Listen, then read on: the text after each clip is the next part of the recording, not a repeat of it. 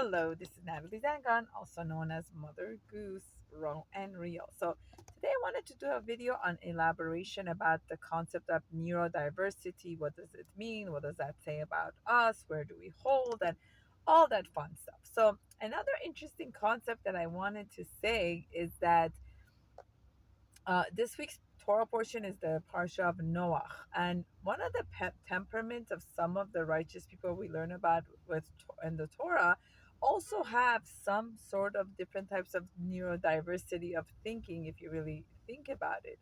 And Noach to me seemed like more of the people that like did things on his own, followed the structure. Imagine for like the all those years he spent on building the ark, and even the ark itself is a perfect metaphor for people who are neurodiverse on the spectrum end of, like, let's say autism, that are more of the internal loner. They like kind of like prefer to have that some time to themselves, and they're comfortable with being alone. It doesn't bother them. Um, the and all the other categories that goes. It got me thinking of how wonderful it would be if there was more awareness and education about what that means. What does it mean when your brain does not work like a lot of other people? Like the concept of neurotypical or normal, what Dr. Gabor Mate says, the myth of normal, because really there isn't really normal. Like people based on their environment, genetic, heredity, upbringing, nurture, nature's concept can develop and relate to the world in different ways, to like kind of like a maladaptive behavior to be able to survive, right? Then you become an adult and you wonder, what makes me so different than everyone else? Why does everyone else has such a easy time doing that, but I don't? Why is it that I might have a hard time making eye contact, reading social cues, creating empathy? I like things to be a certain way, and if it's not, I lose my mind. When I get angry, I go from 0 to 100 in just a few seconds.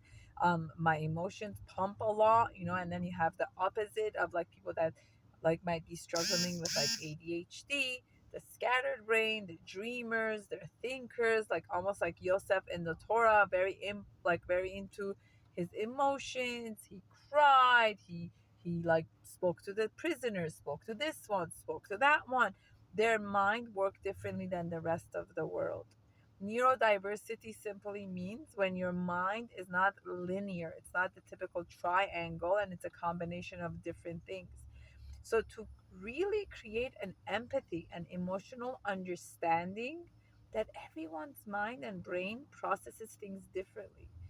It's not that you need to get offended or get into a habit of like labeling and diagnosing. Is, can you make space for that?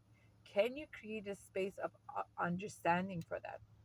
And also remembering that empathy is something that needs to be learned. Like if you're brought up with parents that, due to stress or whatever else it is, were not able to give you that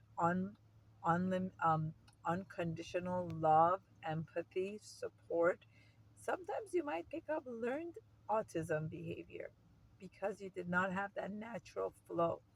People with autism, the neurodiversity autism, their brain produces less oxytocin, which has to do with empathy and connection. So, meaning if that connection was in there, it affects the brain.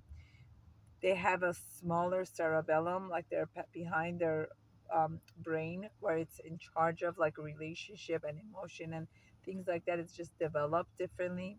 Let's say people with ADHD have their brain produces less dopamine, which is the reward system of the brain. So they're constantly looking for more and more reward. How wonderful would it be if we create a society where there is empathy and understanding for the differences, instead of having an expectation of everyone being linear and triangled into a particular way? This is all about creating a loving environment where everyone can feel comfortable being themselves.